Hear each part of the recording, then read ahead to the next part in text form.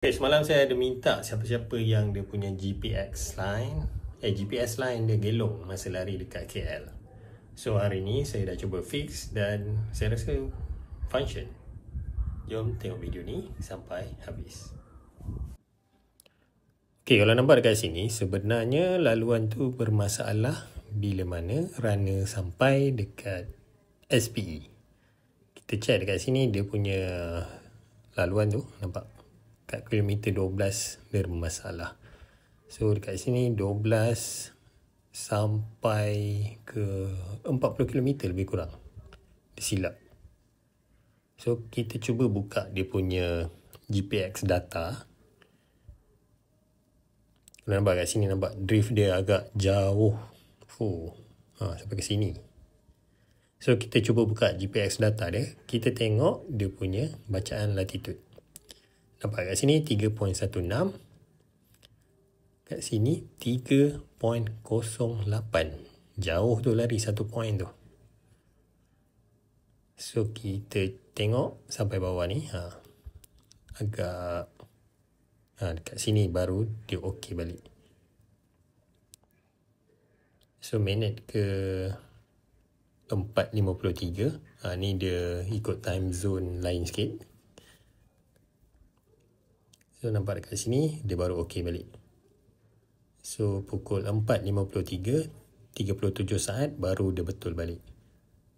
So untuk fix senang sahaja. Kita select mana yang salah tu.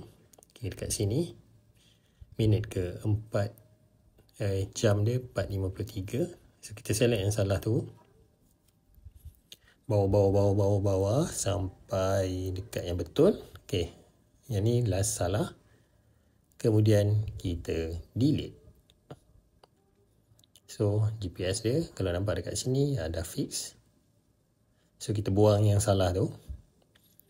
Kemudian kita tengok balik dia punya timing tu. Okay, sebenarnya tak banyak beza pun dalam bentuk saat tu. Jauh dia berapa saat saja. So kita save file tu.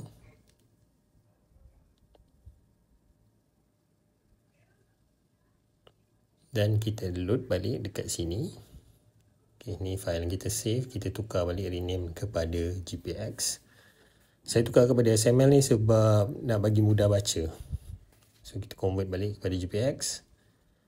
Dan kita cuba load ke dalam aplikasi GPX Studio ni. So kita load. Okay, nampak? Yang warna purple ni laluan yang kita dah fix tadi. Okay, kita compare dengan yang salah. Tarik. Okay, kita tengok, kita zoom. Lepas tu kita compare dengan yang betul. So dekat sini kita dah sambungkan balik. Kita buang yang salah tu, kita sambung. Sudah nampak macam ni lah. Dia tak berapa clean, tapi not bad lah, okay. So dia punya distance pun 42.90.